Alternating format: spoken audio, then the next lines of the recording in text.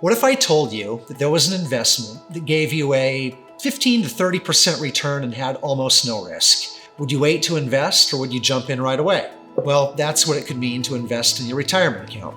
Let me explain why. I'm Trevor, and I'm here to help people learn how to build wealth through real estate and understanding how their finances really work.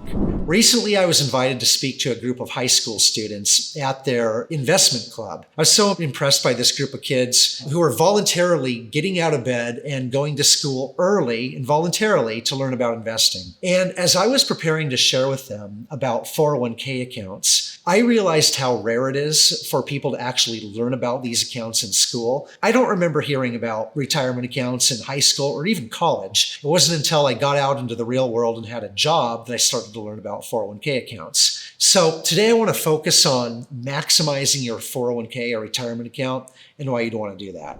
Let's start by looking at two common types of retirement accounts, a 401k and a SEP IRA. A 401k is a tax-advantaged retirement account set up by your employer. The money that you put into it reduces your taxable income and it grows tax-free. So say you make $100,000 and put $10,000 into your 401k, you're only taxed on $90,000 in income. And a SEP IRA provides a self-employed individual a retirement account with higher contribution limits. With a 401k, you set up the contribution amount with your employer. That can be a percentage of your income or a dollar amount from each paycheck.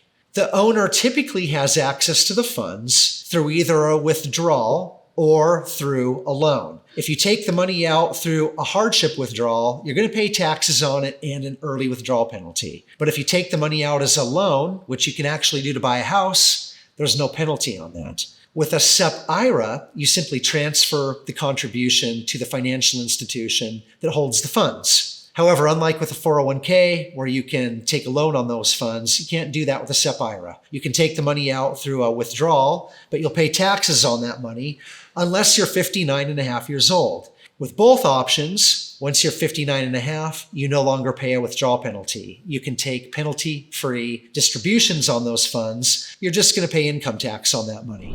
As of this recording in 2024, you can invest up to $23,000 in your 401k. If you're self-employed and you have a SEP IRA, you can invest 25% of your compensation up to $66,000. The return depends on how you invest the money. You can invest in stocks, bonds, mutual funds. You can even put the money in cash in your retirement account. But for example, the S&P 500 has produced annualized average returns of about 10% over the last 75 years. So it all comes down to your comfort level with investing and with risk. I think this is one of the greatest and most overlooked wealth building tools in the United States.